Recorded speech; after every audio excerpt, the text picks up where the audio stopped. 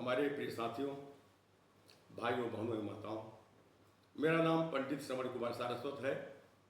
मैं 1983 बैच का मध्य प्रदेश शासन का पीसीएस अधिकारी था। मध्य प्रदेश राज्य के विभाजन के पश्चात नया राज्य छत्तीसगढ़ बना। भारत सरकार ने मुझे छत्तीसगढ़ राज्य का आवंटन किया। वर्ष 2000 से 2018 तक मैं छत्तीसगढ़ शासन के विभिन्न विभागों, वन विभाग, पंचायत एवं ग्रामीण विकास विभाग, कृषि विभाग, नगरीय प्रशासन एवं विकास विभाग तथा वित्त विभाग में अपनी सेवाएं दी। तत्पश्चात 31 जुलाई 2018 में मैं शासकीय सेवा से सेवानिवृत्त हुआ। मित्रों, मैं इलाहाबाद विश्वविद्यालय का संस्कृत साहित्य का छात्र था।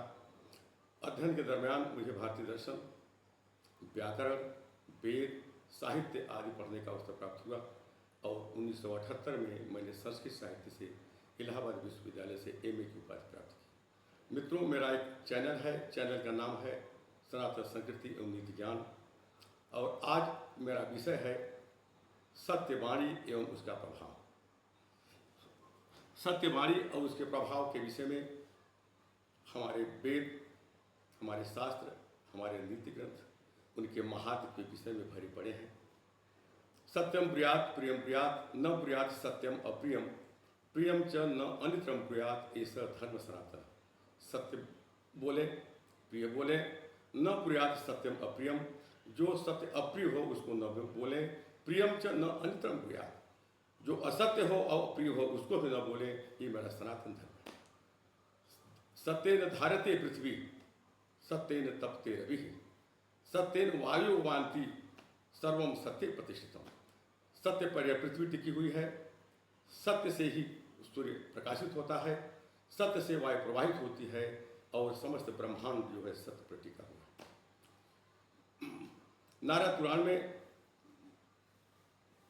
महर्षि नारद और सनत कुमार के संवाद में देवर्षि नारद ने सनत कुमार से कहा कि सत्य से वचनम श्रेयः, सत्य वचन सबसे श्रेष्ठकर है। सत्यस्यापि हितम वदेत, और सत्य वचन में जो सत्य वचन हितकर हो वही वाणी लोगों को बोलना चाहिए। यद भूत हितम अत्यंतम एतत् सत्यम मतम मम, जो वाणी सबके लिए हितकारी हो मेरे विचार से वही परम सत्य है। भगवान श्री कृष्ण ने भी गीता में यही लिखा है। गीता के 17वें अध्याय के श्लोक संख्या 15 में योगेश्वर श्री कृष्ण कहते हैं कि अनुद्वेगकरम वाक्यम सत्यम प्रिय हितम चेत, जो वाक्य उद्योग पैदा करने वाला न हो, लोगों में शोक पैदा न करे, सत्य प्रिय और हितकर हो, वही वाणी सत्य। सत्य में वो जयते नानितम, सत्य की ही विजय होती है, अनृत की नहीं। सत्येन पंथा विदितो देवयाना, सत्य से ही कल्याण का मार्ग प्रशस्त होता है। गुरुओं ने, आचार्यों ने शिष्यों को यही सिखाया कि सत्यम वद धर्मम चर स्वाध्यायान माम प्रमदः, सत्य बोलो, धर्म का आचरण करो और अपने अध्ययन में, स्वाध्याय में प्रमाद मत करो। तो इस प्रकार हमारे शास्त्रों में सत्य की महत्ता इतनी गाई गई है कि जितना कहा जाए उतना कम है। किंतु मित्रों, सांसारिक जीवन में मनुष्य को सांसारिक कर्तव्यों के निर्वहन में अनेक ऐसी विषम परिस्थितियाँ आती हैं जहाँ उसे असत्य वचन भी बोलना पड़ता है। हमारे शास्त्रों में हमारे ऋषियों ने यह व्यवस्था सुनिश्चित की है कि ऐसे कौन कौन से स्थान हैं जिन जिन स्थानों पर बोले गए असत्य वचन के लिए व्यक्ति पाप का भागी नहीं बनता। वह कौन सा स्थान है जहाँ पर व्यक्ति यदि असत्य वचन भी बोलता है तो वह पाप का भागी नहीं बनता। तो इसके विषय में तो जाने, नर्मयुक्तम वचनम हि नस्ति, न स्त्रीषु राजन्न विवाह काले, कालात्यये सर्वधनापहारे, कृतानि पंचाहुरपातकानि। नर्मयुक्तम वचनम हि नस्ति, नर्म वाक्य, परिहास वचो नर्म, हंसी परिहास में, हास परिभास में आपने यदि कहीं असत्य वचन भी बोल दिया है तो उसके लिए आप पाप के भागी नहीं। नर्मयुक्तम वचनम हि नस्ति, न स्त्रीषु राजन्, अपनी परिणीता पत्नी को प्रसन्न रखने के लिए, खुश करने के लिए यदि आपने कोई असत्य वाणी भी बोल दी है तो उसके लिए भी आप पाप के भागी नहीं बने। न विवाह काले, कन्या के विवाह के समय, कन्या के प्रशंसा में यदि आपने कुछ असत्य भी बोला है तो उसके लिए भी आप पाप के भागी नहीं हुए। कालाते, आपका काल आ गया है, मृत्यु आ गई है, तो अपने को मृत्यु के संकट से बचाने के लिए यदि आप असत्य वाणी का प्रयोग करते हैं तो उस असत्य वाणी के लिए भी आप पाप के भागी नहीं बनेंगे। और सर्वधनापहारी, संपूर्ण संपत्ति आपकी कोई छीन रहा हो, उस संपत्ति को बचाने के लिए यदि आप असत्य भी बोलते हैं तो उसके लिए भी आप पाप के भागी नहीं बनेंगे। श्रीमद् भागवत महापुराण के अष्टम स्कंद के 19वें अध्याय के श्लोक संख्या 43 में इसी तथ्य का वर्णन किया गया है कि स्त्री सुनर्म विवाहे च वृत्यर्थे काल संकटे गो ब्राह्मण हितार्थे च नानृतम च जुगुप्सितम। स्त्री सुनर्म, स्त्रियों को खुश करने के लिए नर्म हास परिहास में यदि आपने असत्य वचन बोल दिया है तो उसके लिए आप पाप के भागी नहीं हुए। विवाहे च, कन्या के विवाह में उसकी प्रशंसा में जो यदि आपने असत्य वचन बोला है तो उसके लिए भी आप पाप के भागी नहीं हैं। प्राण संकटे, यदि आपका प्राण संकट में है, आप अपने प्राणों की रक्षा के लिए असत्य वचन भी अगर बोल के अपने प्राणों की रक्षा कर लेते हैं तो उस असत्य वाणी के लिए भी आप पाप के भागी नहीं बनते। गो ब्राह्मण हितार्थी, गो गाय और ब्राह्मण के हित के लिए, उनकी रक्षा के लिए यदि आप असत्य वचन बोलते हैं तो उसके लिए भी आप पाप के भागी नहीं है।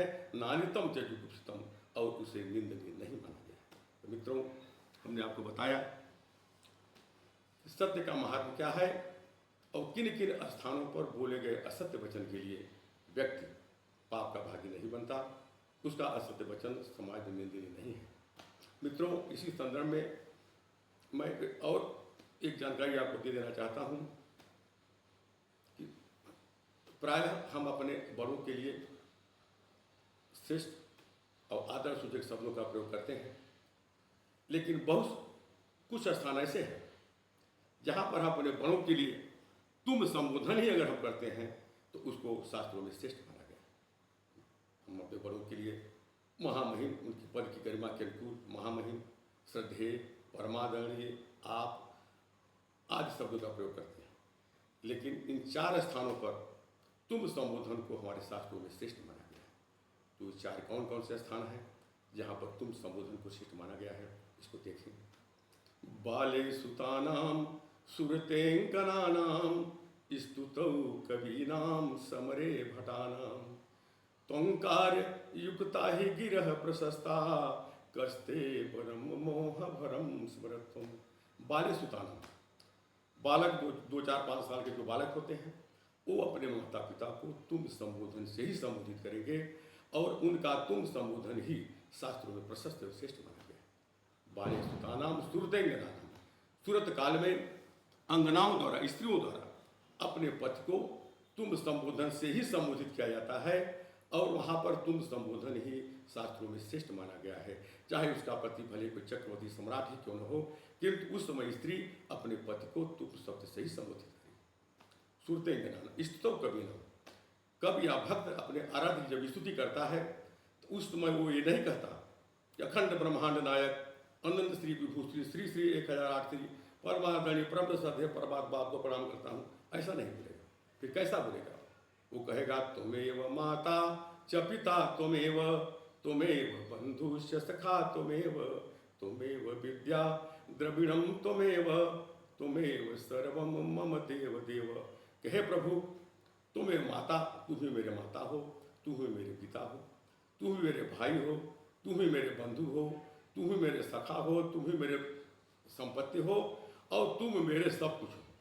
यहाँ पर भक्त द्वारा, कवि द्वारा अपने इष्ट को किया गया तुम संबोधन ही हमारे शास्त्रों में श्रेष्ठ माना गया।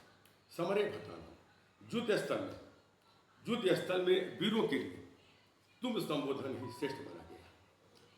अगर युद्ध हो रहा है, सेनाएं आपस में लड़ रही हैं, उस समय एक साधारण सैनिक भी अपने ब्रिगेडियर जनरल, लेफ्टिनेंट कर्नल को ऐसा नहीं कहेगा कि श्रीमान जी आपसे अनुरोध है कि आप उस मोर्चे पर चले जाएं, बल्कि क्या कहेगा कि तुम वहां जाओ, तुम यहीं रहो, तुम उस मोर्चे को संभालो।